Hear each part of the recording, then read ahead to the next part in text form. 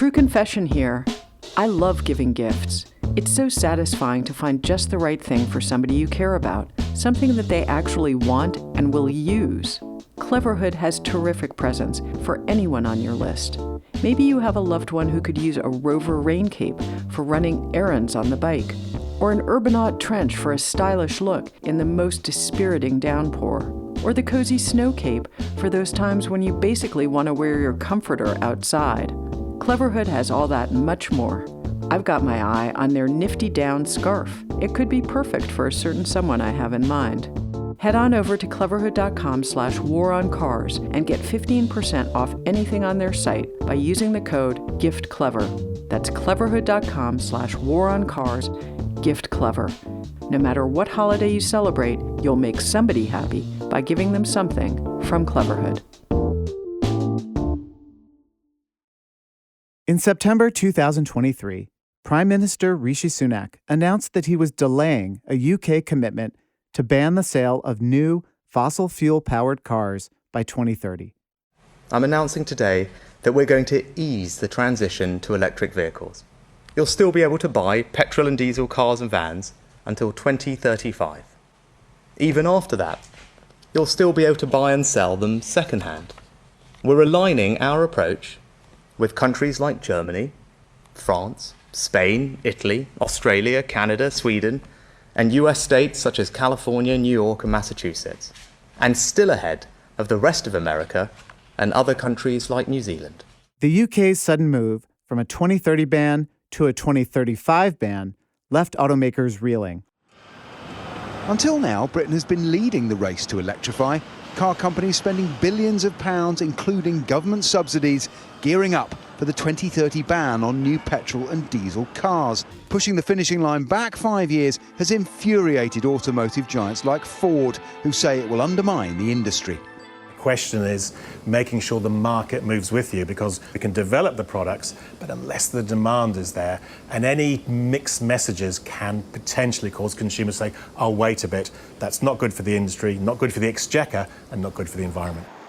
Later in September, the Prime Minister announced what he called his plan for motorists, a series of restrictions on local municipalities' abilities to enact 20-mile-per-hour speed limits, enforce bus-only lanes, implement low-traffic neighborhoods that encourage walking and cycling, and even fine drivers for breaking the law.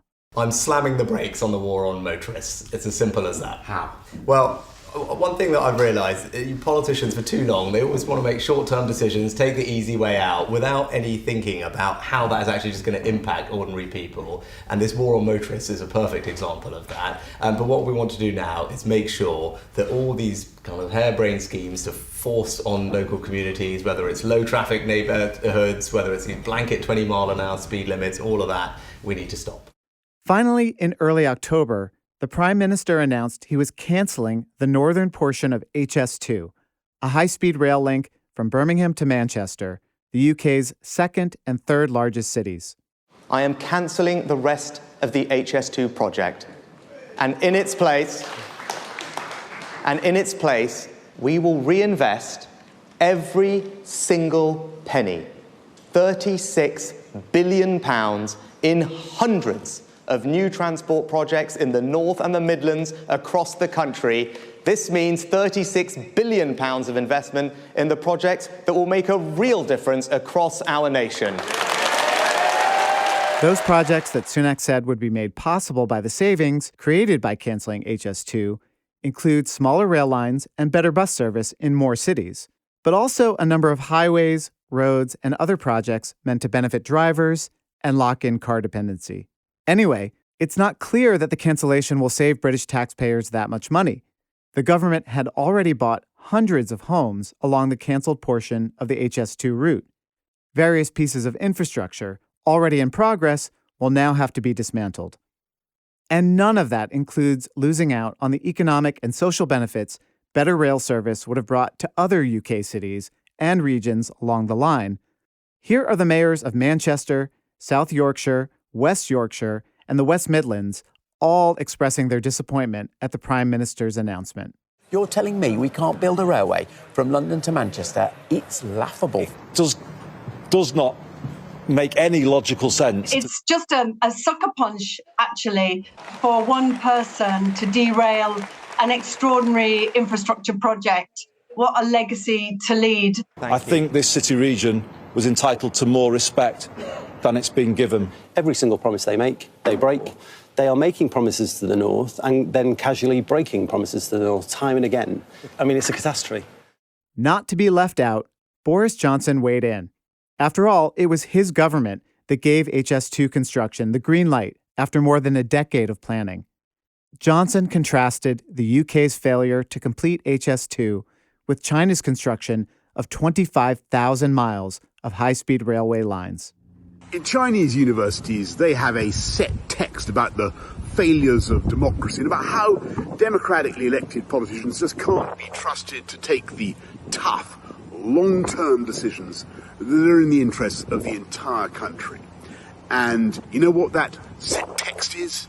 It's the story of Britain's HS2. So read about it, why it would be utter madness to cancel, truncate, or in any way mutilate our ambition for Britain's high-speed rail network. British politics have always been dramatic, especially in the last decade. But when it comes to transportation, traffic safety, and the fight against climate change, what the hell is happening in the UK?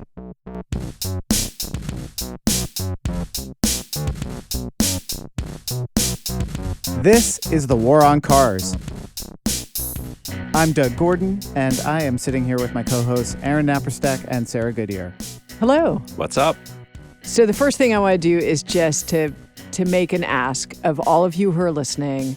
If you like this podcast, if you love this podcast, you can be part of making this podcast by becoming a Patreon supporter. Go to thewaroncars.org and click on support us. And then you can enlist in the War on Cars for as little as $3 a month. We'll send you stickers, handwritten note, and you'll get to feel that like warm, fuzzy feeling that comes from supporting something that you care about and love. So do it. Also, you can buy War on Cars merch in our store. It's the holidays, so, get on that. We got t-shirts, we got stickers, we got all kinds of new stuff. Go to thewaroncars.org, check out our store, and thanks.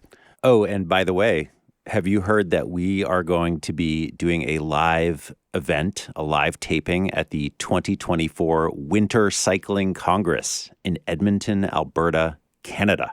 I have heard this. You've heard this? Yes, but maybe our listeners haven't, so this is awesome. We're really looking forward to it. Yeah, that's pretty cool. And if you can make it, I mean, that Sarah went to the Winter Cycling Congress once in Finland. It is supposed to be an awesome event. It will be my first one. Yeah, it's really cool. It's like people from countries that get cold and wintry, but who like to ride bicycles in the cold winter, get together and talk about how to make that possible for people in cities around the world. And it's so inspiring and really fun. And riding a bicycle in the snow, you guys, if you haven't done much of it before, I hope we get to do a lot in Edmonton because it's super cool. We'll put a link to registration in the show notes. So to help us figure out what the hell is happening in the UK, we have the perfect guest. He's coming back for another appearance. Peter Walker, welcome back to The War on Cars. Thank you very much. It's great to be back. So, Peter, you are the acting deputy political editor for The Guardian, but you're also big-time cyclist. You've written 2 books on the subject, well, on walking and cycling, I should say. And the last time you were here, we had you on for a bonus episode to talk about your book, The Miracle Pill, which is great. Everybody should check that out. Yeah, and it's great to be back to basically talk about the one subject where my day job and my niche interest actually kind of cross over. It's the only time in history that the two things have actually crossed over properly. All right. So, Peter, what the hell is going on in the UK? Well, there's a long answer and a short answer. The short answer is the Conservative government, which we have in the UK, in its various incarnations, has been in power since 2010. They've got to hold an election within about a year. They're currently polling about 20 points behind the Labour Party, the main opposition party in the polls. And they're doing what one MP described as the political equivalent of just pressing every button on a computer to hope it works again. And they've devised something called a plan for the motorists, which I think might help win them some votes. So we mentioned the plan for motorists in our opening at the top. Could you maybe go into some details about what that is, and then we can get into the whys? Well, the slightly longer answer is it's a bit of a mixed bag of stuff which won't really affect that many people's lives. It's a kind of symbolic act because the government wants to show it's on the kind of driver's side against people who ride bikes and things like that. And they've not completely fleshed out what it'd be, but involve things like cracking down on these low traffic neighborhoods, which are kind of modal filters, urban ones. It would make it harder for local councils to impose 20-mile-an-hour limits, which are actually a reasonably popular thing to do. And it would, in general, it fits into this wider, slightly anti-net zero, anti-green point of view that the Rishi Sunak government's got into in recent months.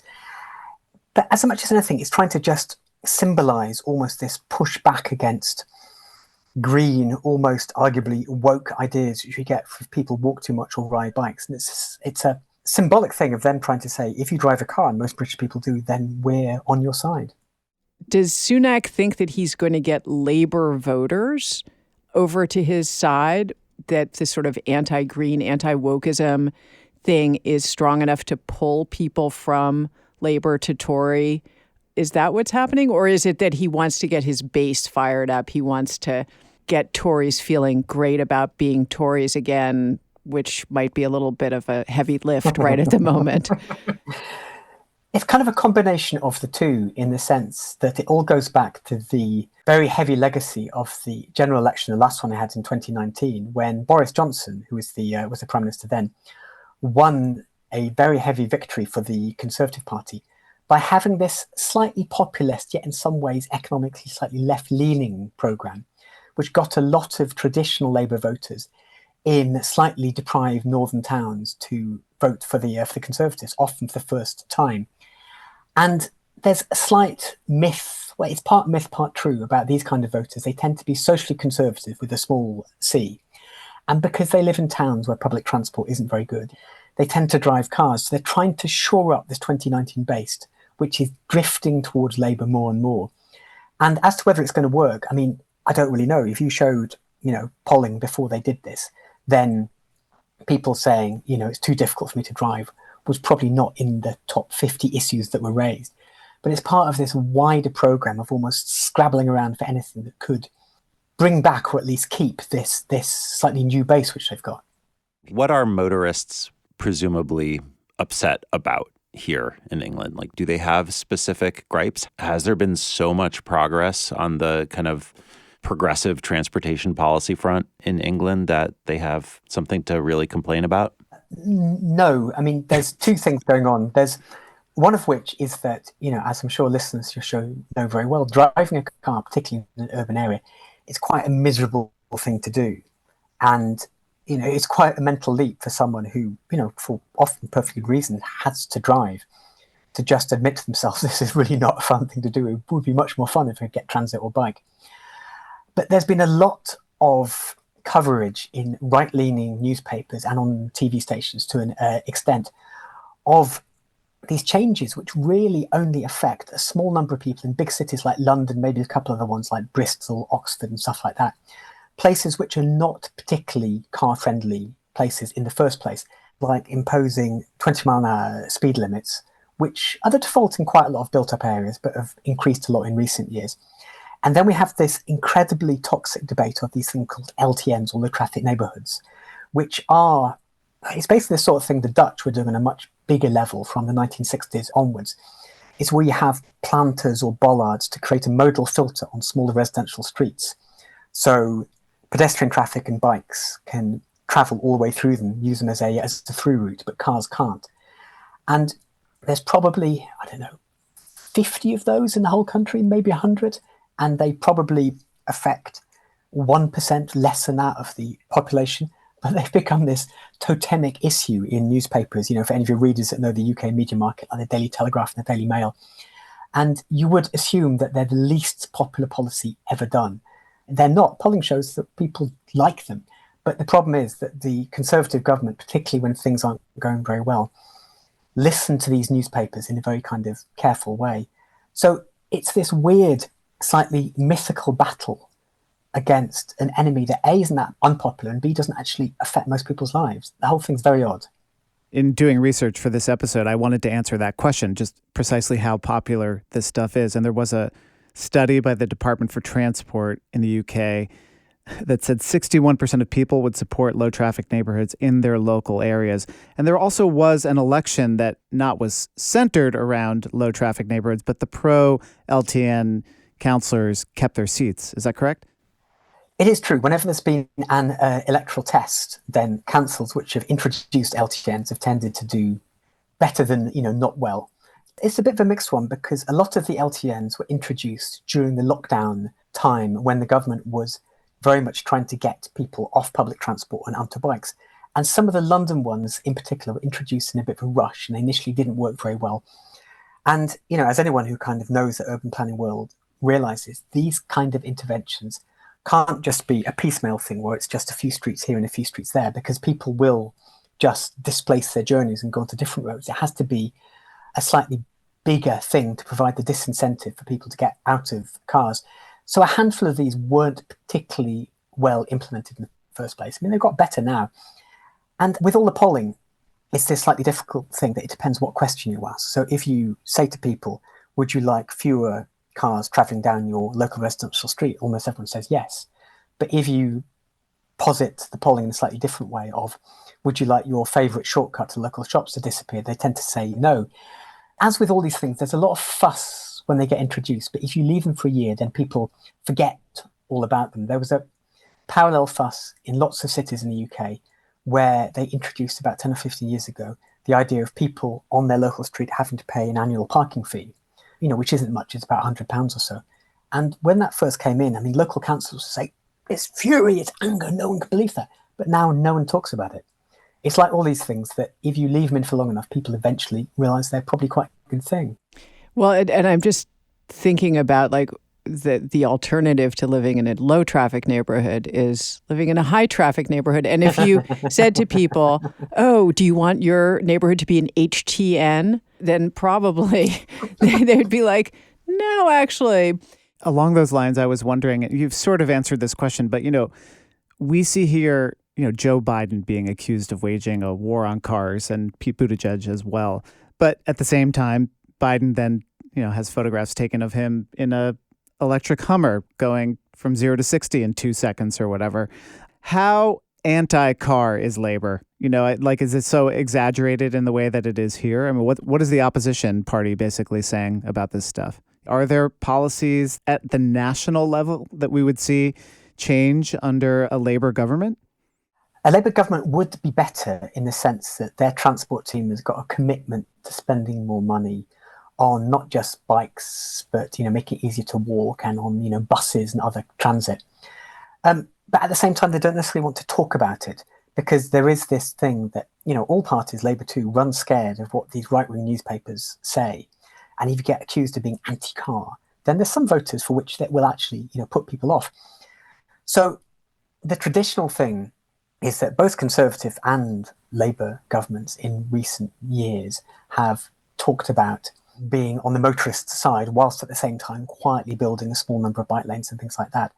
It's interesting that the Conservative Party this time have been the only ones to actually explicitly go against it because, you and your listeners know the arguments better than anyone does, that trying to somehow do a government which can cope with the fact that there's millions and millions more cars on the UK roads than there were 20, 30 years ago is just not going to work. And the only rational, in fact, probably the only way to stop that is to, one of the answers is to have more people on bikes. But even though every official and every politician, every MP in the land understands this, even the Labour Party is slightly wary of explicitly talking about it. It's this weird cultural territory that we're currently in. So, Peter, one of the reasons we wanted to have you on is that I was in Europe for various trips. I was in a few different cities and had the BBC on in my hotel room. And it just felt like every day Sunak was announcing something, the plan for motorists that we mentioned. But he also announced that he was scaling back a pretty big segment of HS2, the high-speed rail, which we mentioned in the opening at the top. Talk about this and the reaction that it provoked. HS2 is a slightly strange one because it's a high-speed rail project which would go from London to the north of England to Manchester, and originally was going to go on to Leeds. And I mean, it's been going on for about 20 odd years. Sometimes it feels like it's been going on longer than I've lived, because they successfully built HS1, which went south from London into Kent, fairly fast. But HS2 has become this almost symbol of how Britain can't actually get anything right these days. The costs have escalated massively. Before the bulk of it was cancelled recently, the estimated cost has crept up to between 70 and 90 billion pounds, which is like north of $100 million, about $120 million. And it was delayed, it was years later than it ought to have been. But at the same time, this decision that Rishi Sunak did to cancel it is quite emblematic of how transport choices have changed, because he cancelled, not all of it, but a significant part of it, and said he was going to put the money into kind of other, more local transport links. So some of it was to build smaller local rail lines, which, you could argue both ways with that. But one of the things they're also doing, they decided to take £8 billion, which they saved on that, which is about $10 billion, and they're going to use it to improve roads, to basically as a pothole filling fund. And someone who's actually a kind of conservative writer was pointing out that this is such a symbolic thing. You take money out of actual infrastructure that would last 50, 60, 100 years and use it to actually maintain stuff. Such a, Rishi Sunak's big thing was you saying, we're taking decisions for the long term, but that's the absolute epitome of something for the short term. Yeah, and also the mayors that we heard from on this are mayors in exactly the kinds of areas you're talking about, right? That the Tories are trying to win their hearts in these northern places, but at least some of those mayors are not happy with pulling the plug on this project that presumably would have made a lot of people's lives easier and would have had some economic benefits for business and so forth. Yes. I mean, one of the things, to kind of digress from just the transport angle of it, one of the big problems the UK has got is that probably more than any other major economy I know of, its economic might is just London-based. And London is, a kind of drain for talent and infrastructure and all that kind of stuff. And HS2 was meant to spread that around a bit. So not only could people get from London to other cities more quickly, but they could get around the north more easily too. In terms of the politics, it's, without getting too much into the weeds of it, the red wall, as they're called, voters, because they used to be, solidly Labour areas that Rishi Sunak wants to keep, are more in the towns. And the cities that the mayor represents are kind of Manchester, Leeds, Sheffield, etc., etc.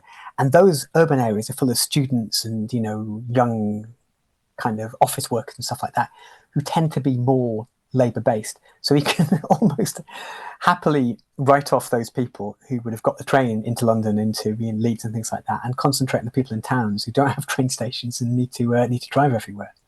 So along the culture war aspects of this, there was a post that Rishi Sunak put up. It was a picture of him sitting in Margaret Thatcher's Land Rover, which I think sort of kicked off the cultural piece of this. He posted, talking about freedom, sat in Margaret Thatcher's old Rover. Earlier, I spoke to The Telegraph about how important cars are for families to live their lives. It's something anti-motorist Labour just don't seem to get, and it's why I'm reviewing anti-car schemes across the country. As an American, thinking about the concept of freedom, setting aside whether owning and having to operate a car is a free life, the idea that local councillors are going to have their decisions superseded or reviewed by the Prime Minister at the national level. Like, I can't imagine if, President Biden weighed in on a bike lane in Park Slope. It's this weird kind of micromanagement thing. Amongst these things they want to do is to crack down on 20-mile-an-hour limits and also make it harder for local councils to impose fines for some kind of driving offences, like driving the wrong way into a junction or parking on certain, double yellow lines and stuff. And they basically can't force councils to not do that. So the only ruse they've come up with is there's a national automated license plate recognition system. So you can have cameras which can then read the number plate and send the fines out. And they said that councils that don't do what they're told will be cut off from being able to use this, which is not only incredibly micromanagerial, it's also a very petty thing. But the other fascinating thing is that Sunak posing in Margaret Thatcher's car is a bit strange. I mean, a lot of your listeners won't necessarily know him very well, but he's quite an odd man. He's incredibly rich. He himself worked for a big bank before he became an MP. His wife is the daughter of the founder of Infosys, so has got billions and billions of pounds. And the weird thing is, I don't even know if Rishi Sunak can drive a car. He's more of a kind of helicopter man. He's really very, very rich. And I've never actually seen him driving a car. I wouldn't be surprised. I mean, he maybe can. But there was this famous photo shoot he did when he was the finance minister a couple of years ago, where they'd announced, I think, a cut to fuel duty or something like that. And they did this. He's very big on image, and had this picture of him at a petrol station, putting petrol into a car, shirt sleeves rolled up, kind of tie tucked in, looking a bit relaxed. This is what I do all the time. But it turned out that this car was one he'd actually borrowed from a supermarket worker, because they didn't have a car around that looked like an ordinary car. So they borrowed this like $15,000 car from somebody who worked nearby and said, look, can we take it for a while? And when Sunak has to interact with the real world, it doesn't really often go that well. There's another famous photo shoot a few weeks before that where he was being filmed paying for some purchase or other in a shop.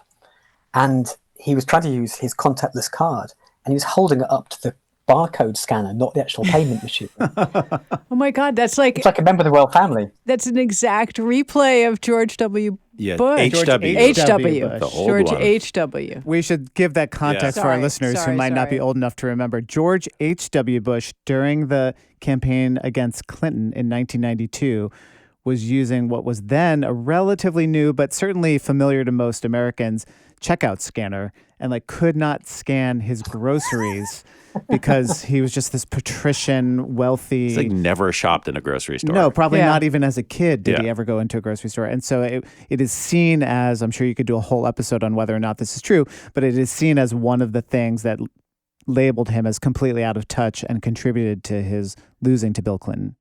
Let's talk about there's one more piece of this that we mentioned in the opening, and that is Sunak delaying the ban on the sale of new internal combustion engine vehicles.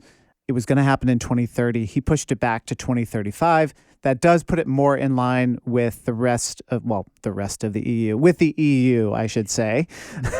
And I remember when I was watching this on the news, and part of what struck me as just such an interesting wrinkle in all of this, the reaction from the car companies, you would have thought they were full-in participants in the war on cars, of hippie environmentalists who were just so mad at this conservative because it really messed up with their plans. They have entire supply chain plans laid out for how they're going to meet this deadline, and then he just pulled the rug out from under them. I wonder if you could talk about some of that reaction.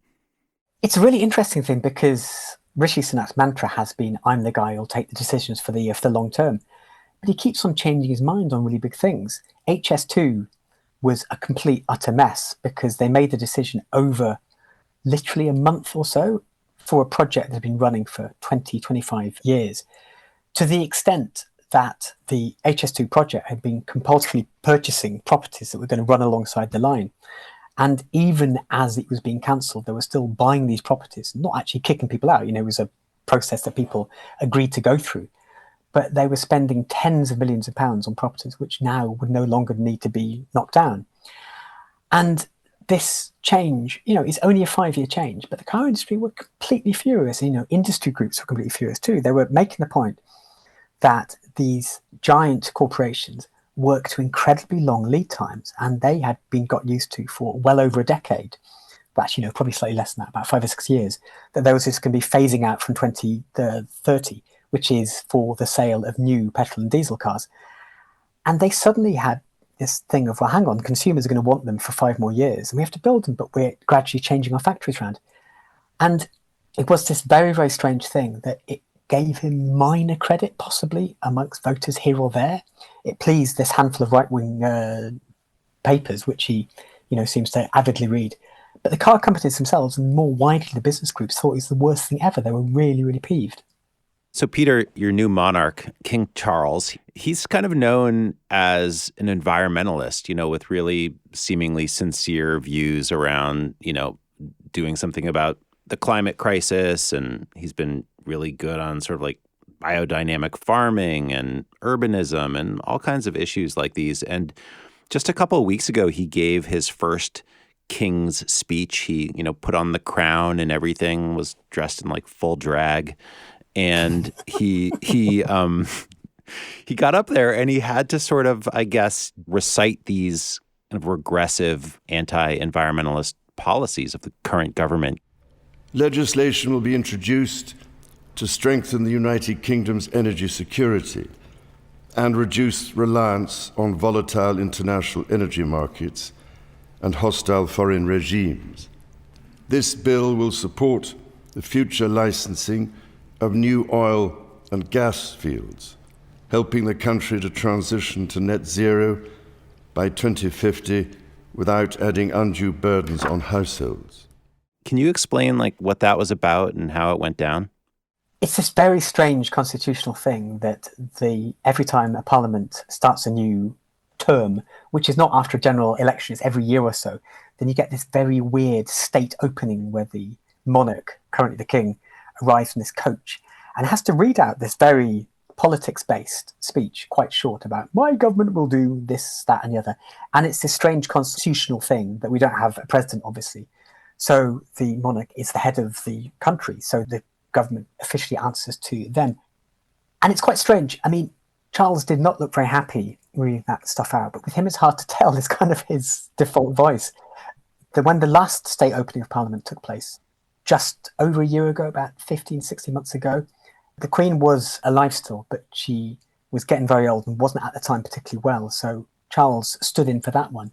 And I can remember being in the office with my politics colleagues, watching him read out the speech, and we were going, oh my God, he's making it sound like this, like he hates every word of this. And someone was just saying, that's just the way he always sounds.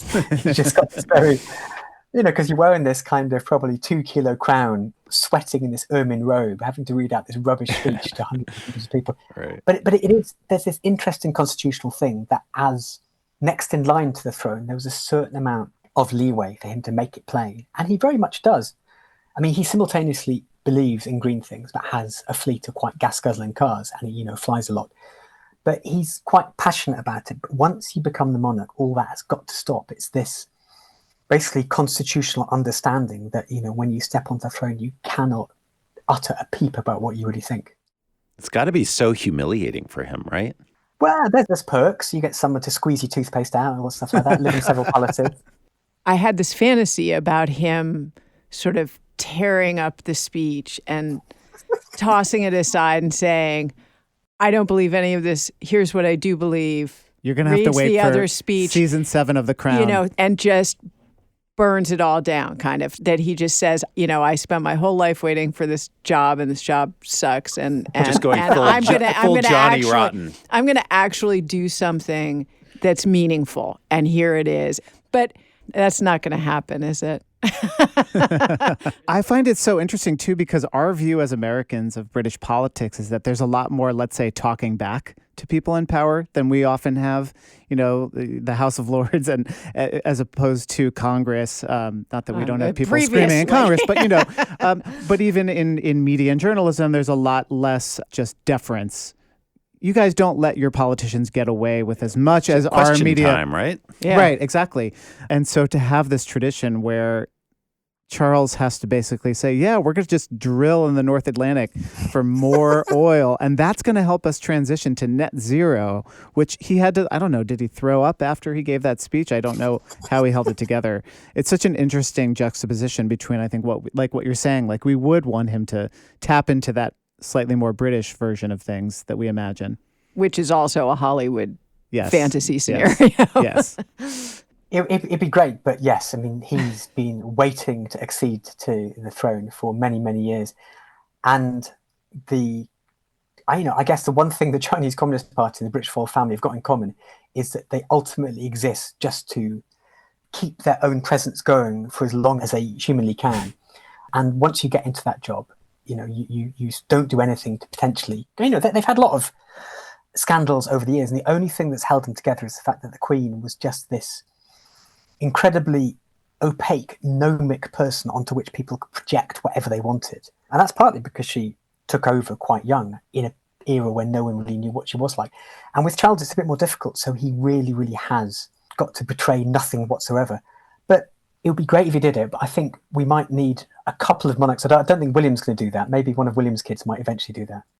So wait, I just want to ask something that it seems to me from the little that I see about the situation that the Tories are in right now, it seems like people really are sick of them and hate them, and that's coming out in the polling and everything. And I kind of see a similar thing as is happening with the GOP here in the United States, of just this realization that things are kind of not going so great and kind of falling apart. As in our case, it's not so much the polling numbers for them as it is their inability to govern, their inability to agree on anything, and their infighting.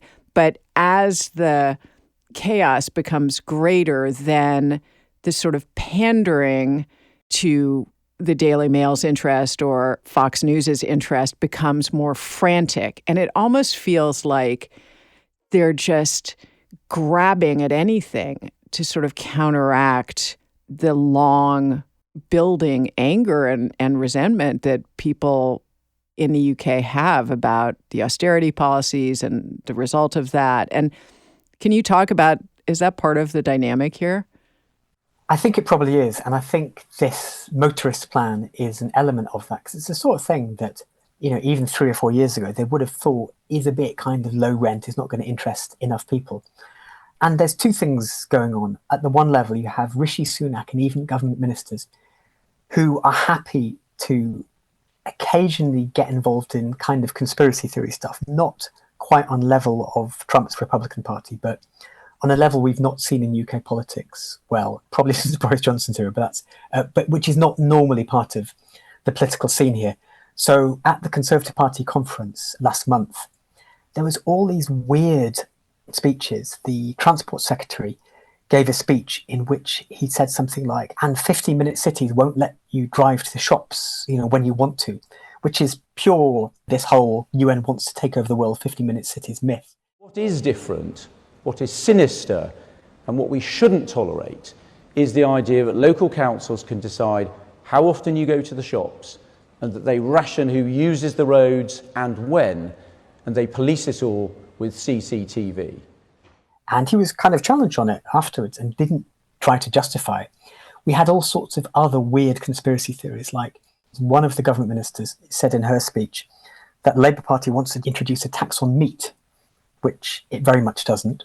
Probably a good thing to do in the balance of things, but it's far too bold for the Labour Party to actually do. And at the same time, you have within the Conservative Party this even more hard-right populist fringe who think Sunak's basically being a bit wet and they want him to go further and further and further.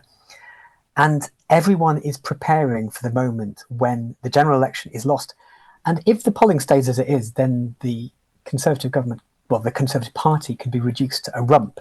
There's 650 MPs in the Commons. They could go down to 150, 180. And when it gets down to that, it's a question of, who's left. And it could be that the most numerous ones are these kind of hard-right populist types. And then they lead the party down what would certainly, in current UK voter terms, be a cul-de-sac, because there's just not enough sentiment for that kind of thing. But then, as you know only too well, something can seem outlandish at one point, and a few years later it can seem what everyone's, talking about. It's a strange and slightly alarming time. And it's interesting, too, because we're seeing this kind of backlash and culture war building around transportation issues in all kinds of places. So we're seeing it here in New York, where there's like a really concerted attack on bike lanes and pedestrian projects. We're seeing it in Spain and Barcelona and Madrid. We're seeing it in Germany, right? Berlin. I mean, there's just I don't know how specific we want to get into these examples, but it feels like it's a nationwide trend kind of in line with the rising reactionary right-wing authoritarianism that's happening all over too.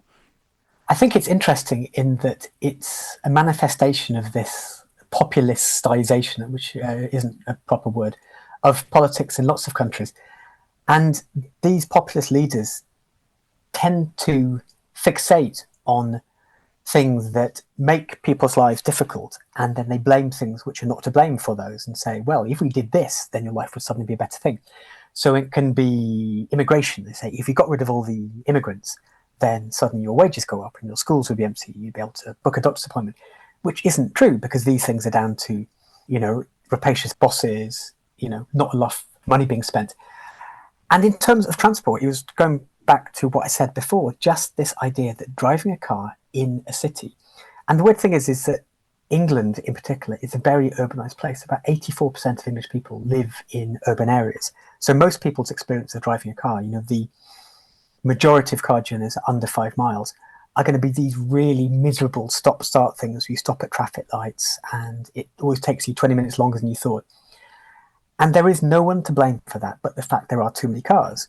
And the only way to get around that is by having fewer cars on the road. But that's difficult long-term stuff. So if a politician comes in and says, well, no, it's actually, first it's cyclists' fault, then it's pedestrians' fault, then suddenly it becomes it's the UN's fault. And that's quite tempting, because if people are not enjoying what they see, then a simplistic answer can be very, very appealing. On the flip side, I wonder if there's some bright side where if the Conservatives lose, if these campaigns and these messages lose at the ballot box, then it reinforces that, in fact, having less traffic in your neighborhood, having better public spaces, having a bikeable, transit-friendly place to live is actually, it's popular and it wins. It just takes time too, that, as I was saying, people see these changes and after a year they're used to them and think, oh wow, this is great. There is a slight issue that every time the kind of political window gets shifted over a little bit, it becomes slightly harder for the other party to move it back. So the fact we will have had, by the time next election takes place, a couple of years of this very overt anti-active travel talk, it becomes slightly difficult, so Labour-y, to talk in a much more overtly pro-transit, pro-bike way. But, it's just a long battle. And it's this classic thing of taking 3 steps forward and 1 or 2 steps back. And we seem to be currently in a 1 or 2 steps back period, particularly in the UK. But you ultimately get down to the inescapable fact that in certainly a country the size of the UK, there are too many cars and they're being driven too many times for short distances, often with only one person in. And there is only one way out of that, which is to offer people alternatives. And, I guess on a more positive note is that when organisations, whether it's councils or charities, do polling on whether people would like to ride bikes, then the polling in England is really, really strong. There's this mass of about 20-30% of people who are saying, if it was safe, I would definitely ride. There's all these short journeys that I do. England is a particularly densely built up place, so there's a lot of possibility for people to be able to walk or cycle or get buses for short trips.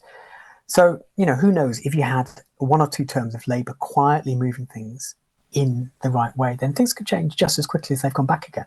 And it seems also that if there were a government that built trust with the population in other ways, in terms of funding the national healthcare system, funding education, if people didn't feel so threatened and frightened all the time, then these right-wing tropes wouldn't have a place to grow. Because as you say, these are not really the issues that people are concerned about. Most people don't really care that much about an LTN. It's just something to exploit, and it's exploitable because people are scared and anxious. I guess it's true, but again, this is going to be quite a long road back, and this is something the Labour Party have been warning for quite a long time, that the austerity policies, which have effectively been in place for 13 years, the legacy of that is really very tough. And I think for some of your listeners, they might not appreciate quite how relatively, in some cases, absolutely poorer a country, the UK, than it was, certainly 15 or so years back. There was a story that a colleague of mine did last week on how people make ends meet. And they found that in the last year, 2 million people in the UK had at some point switched their freezer or fridge off because they couldn't afford to pay for the power. Wow. And they found that the people who are on the most common form of welfare, which is universal credit, which is not even meant to be for people who don't work, it's meant to top up pay. Of those people, 80% of them had at some point in the last year either gone without food, not replaced worn-out clothes, or basically not had basics because they simply didn't have the money. And this is the reality of life for a really quite high number of people within the UK. And it's something that hasn't been seen since probably the 1970s. And, you can understand why within that people are reaching for solutions that sound like they're easy. But at the same time, to undo that, you could potentially undo it more quickly if you're a party willing to embrace, say, wealth-based taxes as well as income-based ones. But Labour have decided not to do that. So their leeway to pull all this back is quite limited. It's going to be quite a slow thing. But, you have to start at some point, I guess. And it does seem as though when the election comes, things are about to slowly change. Yeah, I mean, maybe Charles could sell one of his scepters or something. He could finance a few schools, definitely. I think the idea is, Peter, you team up with us and we release our own plan for motorists. Excellent. Like, why not? Like, if Rishi Sunak can have a plan for motorists, so can we. Yeah. I mean, I think it all gets back to what I think we're seeing here in the U.S., which is it's so easy to break things and it is so hard to build things. And once something is broken, getting it back even to a state of good repair, whether that's actual infrastructure or social infrastructure, our mayor is cutting library funding. And if some new mayor came along and flipped the switch back on, I think it would take a long time to build back capacity to what it was. I guess that one of the good things, amidst all this kind of gloom, is that if you are a government whose intentions are good, but you haven't got a lot of money to spend on things, then some of this transport infrastructure, not only bike lanes and making it safer for people to walk, but your basic transit stuff like having buses run reasonably frequently, in the grand scheme of things, is not particularly expensive. It's certainly not as expensive as a high-speed rail line, and it's very much not as expensive as like building a new main road. So there could almost, in this continued austerity, almost be a role for active travel because, as we all know, the infrastructure doesn't cost much and the economic gains from it are so very big. So, Peter, when might an election happen? So the very, very latest is January 2025. It's almost certainly going to be either autumn next year or potentially spring next year. And it just depends on, the economic news, how things are going. And if things for the Conservatives are getting worse and worse, they might just go for spring thinking, well, it's only going to get worse. We want to limit the losses. But hopefully by this time next year, the election will have been done. All right, well, we'll have you back to discuss the results. We appreciate it. Brilliant. Thank you very much. Thanks, you. Peter. You can read Peter Walker in The Guardian, and you can pick up copies of his books, How Cycling Can Save the World and The Miracle Pill, at independent booksellers or at our official bookshop.org page. We will put a link in the show notes. And again, we will be attending the Winter Cycling Congress in Edmonton, Alberta, Canada from February 22nd to 24th. We will put a link with registration information in the show notes. If you want to support The War on Cars, enlist on Patreon by visiting patreon.com/thewar-on-cars-pod. Starting at just $3 per month, you'll get ad-free versions of regular episodes, exclusive bonus content. We'll send you stickers and a handwritten thank you note. Thanks to our top Patreon supporters, Charlie G. of Human Powered Law in Portland, Oregon, Virginia Baker, Mark Hedlund, and the Parking Reform Network. And don't forget, for 15% off the best rain gear for walking and cycling, go on over to cleverhood.com/waroncars. We love our Cleverhood capes and jackets and know you will too. Plus, the holidays are coming and they make great gifts. This episode was recorded by Josh Wilcox at the Brooklyn Podcasting Studio. It was edited by Ali Lemer. Our theme music is by Nathaniel Goodyear. I'm Sarah Goodyear. I'm Aaron Napperstack. I'm Doug Gordon, and this is The War on Cars.